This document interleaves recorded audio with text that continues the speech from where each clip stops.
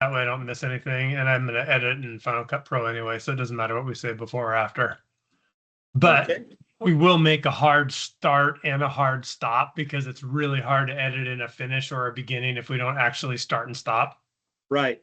So when we get to that 15-minute or so mark, we'll start rolling to the wind down, and then I'll say goodbye, you say goodbye, and then we'll hold for like 2 seconds, and then I'll stop the recording, and then we can chat afterwards. Very good. I tell people that now because when we get to the end, if I haven't mentioned it, they think that I'm actually saying goodbye, and I'm not really saying goodbye because I wouldn't mind chatting a little bit after we chat. Anyway. Right. So the meeting after the meeting. Yeah, where things actually get done, right? Right. Exactly. Precisely. So kind of the goals, I think I told you the goals really are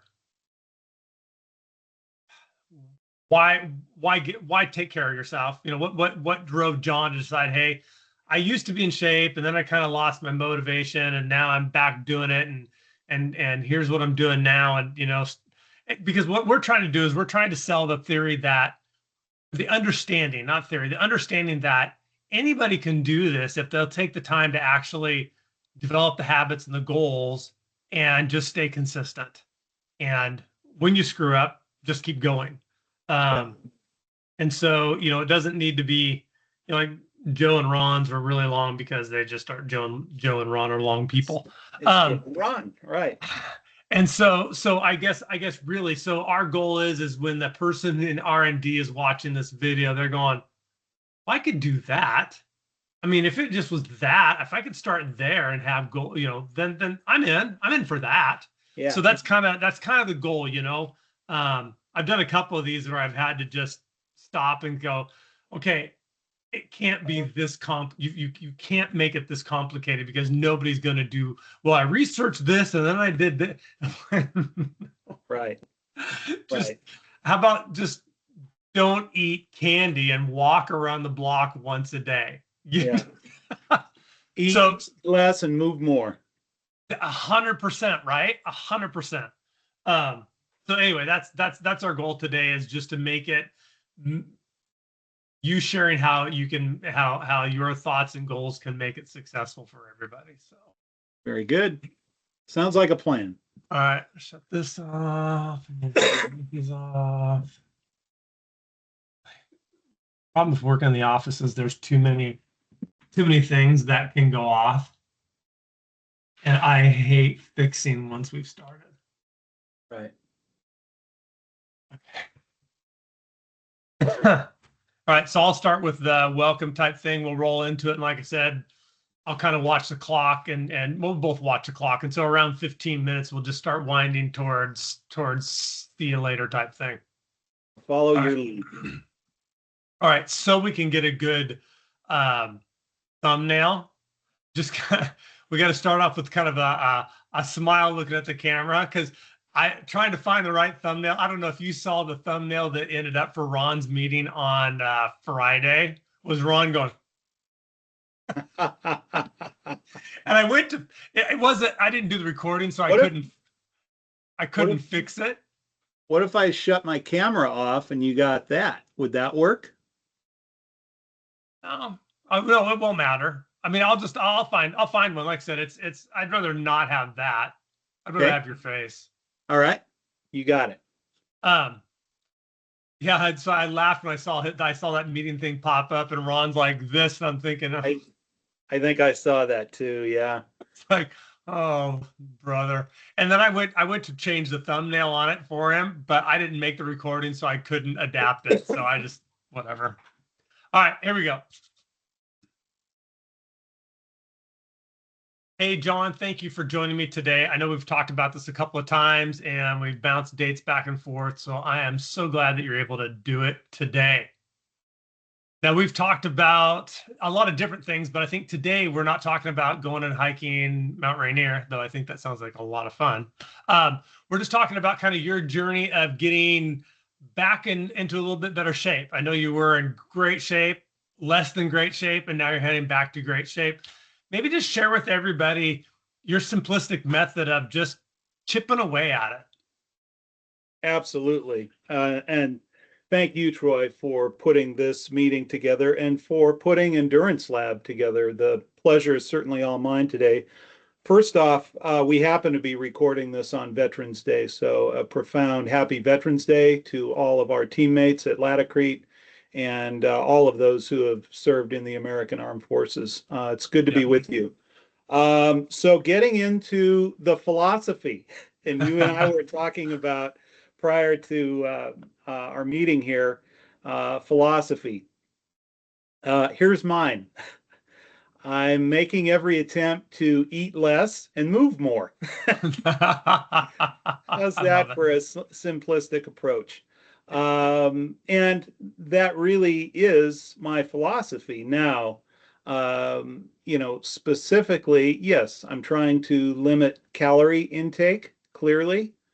But I'm also really watching what types of calories I'm taking on. To give you a little bit of my history, Yeah. let's see, gosh, could it have been 8 years ago now? I guess it was. I embarked on an approach of um, taking better care of myself, and it was predicated on that philosophy of eating less and moving more. But more particularly, I found profound benefit in eliminating particularly sugar. I really think sugar is the villain, and to a somewhat lesser degree, carbohydrates. Right. What I found is that approach, and I really focused on proteins. Troy, I'm very fortunate. I have a very broad taste for a range of different cuisines, a range of different types of foods. I love proteins. I love sushi, particularly sashimi. So that fit into this whole narrative, in my case, quite well on this protein-based focus. What I found was, call it what you want, the keto approach, short for ketosis, where your body is burning fat, in my case, for the first time in years, instead of glucose. Right. And as I went into ketosis, I began to drop pounds rapidly. This was in the summer and fall of 2016. And to give you a little thumbnail view, on June 21st of 2016, I weighed 273 pounds. Not a I'm, small John. I can carry it well. I'm 6'3", so I could carry it better than some others. On December 21st, exactly 6 months to the day later that year, 2016, I weighed 193 pounds. Uh, Wow. and I lost another 10 pounds into January 2017. Doing the math, I dropped about 90 pounds in 7 months. So there was great benefit in taking that keto, low carb, low sugar approach predicated on protein. Now, I'm not going to sit here and tell you that that's all I did. Right. I got really into cardio. I did hire a trainer, a personal trainer, and got into hiking. I really got into, you and I, as we sit here, we're very fortunate as we live in the Pacific Northwest. And we have Agreed. all of this splendor, which is just an amazing backdrop for hiking in Oregon and Washington. And I got up to literally doing 20-mile hikes every weekend. And in some cases, I was doing 50 milers. Hadn't ascended to the Troy Wicks level Well, of hiking to those operatic and symphonic levels, but I was out on the hiking trail and usually with camera in hand taking photographs. That went into my tenure at Laticrete beginning in April of 2019. A funny thing happened the next year, and COVID hit. And we can add to the excuses. I think a lot of this approach, Troy, is mental, and certainly that year, 2020, took a mental, it took a lot out of us mentally. It certainly was the case for me.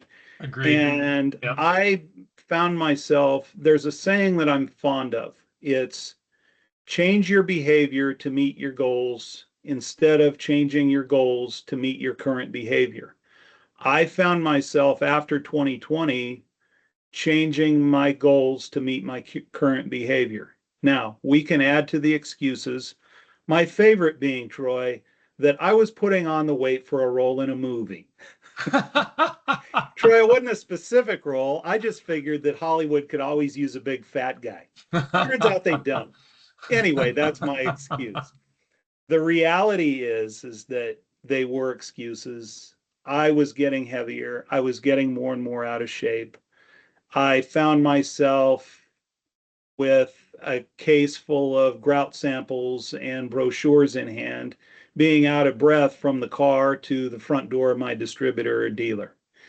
And Steve Smith, our regional manager, and I were kind of on the same path where every time he and I were together, it's apple fritter in hand. Boy, we got to stop this. Yeah. And so here recently, Steve and I made a pact, and I can't remember whose idea it was. I think it was his. This goes back to mid-October last month, to say, okay, we're going to enter a contest, you and I, and the whoever drops the most amount of weight in percentage, and Steve and I are about the same height and proportion, but in 90 days, whoever drops the most body weight by percentage gets a free dinner out of pocket, not with the green American Express card, Right. but our own credit card, on the loser, so to speak. Right. So he and I are on that same path. We're both doing very well. And I really appreciate his willingness to partner with me on this, just like I appreciate your initiative here in Endurance Lab. So that's a little bit of the long and short of it. One other thing I would add is in that dietary journey, that I got away from for a while, that I seem to be back engaged with now, is I really embraced a probiotic rich diet. And I found that and not doing a probiotic supplement in my case, I don't have an opinion on that one way or the other. If your doctor says take a probiotic diet, consult with your doctor. But in my case, the supplements weren't doing me any good, but the things like the raw kombucha, like fresh refrigerated kimchi with the live cultures, sauerkraut, these all provided great benefit for me in terms of my gastronomic health. There's a book called Brain Maker. It's not some new age, naturopath. It's written by an MD, fellow by the name of David Perlmutter, who's a UCLA MD, and it makes the case that the gut microbiome and our gut health is like the second body, the second brain, I should say, of the body. And he makes the connotation between poor gut health and a lot of these neurological disorders that we see in our country in particular, based on a bad diet of processed rich foods, highly processed foods, and the things like the high fructose corn syrup, which is an evil that is topic for another discussion. But uh, he makes the case that this good gut health and a good microbiome can mitigate a lot of these neurological disorders that we see, like Alzheimer's, dementia, a lot of these brain disorders, and does some finite analytics about countries that do have a probiotic rich diet. Greece with Greek yogurt, Asia with kimchi and a lot of the fermented foods, where Right. the neurological diseases are a fraction of what they are in our country. So that was a big part of, and continues to be a big part of, my diet. So that, in a nutshell, is a little bit of my history. So Do you participate in any fasting? I know that that's something that people have talked about. If so, kind of what's your window, and maybe describe what a fasting window would be to somebody that's heard fasting but maybe doesn't quite understand the process. Hmm. Great question. Yes, the short answer is yes. I do practice periodic fasting. I'd love to sit here and tell you that I fast once a week. I hear different definitions of fasting, as I'm sure you do too. Some are very draconian, where all you consume during your fasting period is water. Hmm. Some, will fast and take in fruit juices or vegetable juices. Regardless, I do practice fasting typically once a week, typically on Sunday, somewhere between 12 and 24 hours, where I just shut down my digestive system and fast. I've done as much as, for really some spiritual purposes, as much as a 48-hour fast. Hmm. When you go without sustenance for that long a period of time, at least in my case, it does instill a little bit of mental, spiritual gratitude Yeah. for what we do have. But what I've read, and I don't want to philosophize too Sure. heavily, but what I've read about fasting is it really aids the body in flushing out a lot of the old cells, the old blood cells, and allowing your organs, your liver and your kidneys in particular, to function more healthily. So And that's yes, I, yeah. I do fast somewhat periodically, typically once a week, maybe every other week. And that's exactly what I've heard, and I probably run along those same lines as you do. I mean, it's not a daily thing. If it's daily, it's by mistake. It's not by plan. It's just, you get started in the morning and you just don't get breakfast until later. But Right. yeah, I've read a lot about the health benefits of delayed eating for sure. So yeah, well, fantastic. So currently, what how far how you guys started in October? October 14th, to be exact. And what's the loss to date? How are you doing on it? I can tell you that since October 14th, as I sit here, not with any fingers crossed, as I sit here, I weighed myself this morning. I am 20 pounds lighter than I was on October 14th. So just shy of a month ago, and I've lost 20 pounds by taking this approach. I'm taking in probably somewhere between 1,800 and 2,000 calories a day. Hmm. I'm making every attempt to do the 10,000 steps a day. I did an 11-miler hike here where I live on a really nice trail. Let's see, last weekend I did an 11-miler. But I'm trying to get in those 10,000 steps. It's probably easier for guys like us in sales because we're always out in field, Yeah. walking. So, but typically I'm trying to get between 10 and 20,000 steps a day. Okay. That's great. That's great. Well, and I think that that's our push has been to get people to, even if you're working in the office, is get out and go for a walk. I mean, Absolutely. REI makes great rain outfits, so winter or summer. And I keep telling people, if right now is probably the worst time to start a healthy habit going into Thanksgiving, Christmas, New Year's Eve. But if you can do it now, you can do it in the spring when it's beautiful and the smells are out, and that's it. Learn to grind when it's hard to grind, and it's really easy to grind when it's easy. So The holidays are coming for all of mhm. us. We all have holiday commitments. My thought is, if I don't get started on this now being in October, I'm just going to be in all the worst shape when the holidays do inevitably approach. Yeah. So I might as well get started on it now. And then if I have the rum cake or or the eggnog or whatever it is, in non-alcoholic eggnog in my case, whatever it is, then, to the better, and it's just going to be more of a blip on the radar. Perfect. Perfect. Well, Jon, thank you for joining me today. I appreciate your time. I appreciate your openness, and hopefully other people can realize that, hey, it's a doable thing. You don't have to do something crazy. You can just daily do a habit that will get you to your goal. One last point I would Yeah. make to our audience here: the hoop that you have to jump through isn't as narrow as you may think. And the one thing I have not done in the last month is starve myself. I haven't gone hungry. There were a couple of weeks where laying off the sugar, laying off the carbs gave me a little bit of a brain fog.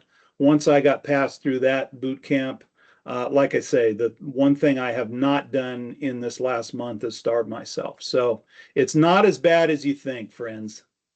Well, and I will say that when you do what you've done and you step away from sugars and carbohydrates, those 1,000 or 2,000 calories in protein and in vegetables, and it's so much bulk, you will not be hungry. Sometimes you'll even have a hard time getting it all in.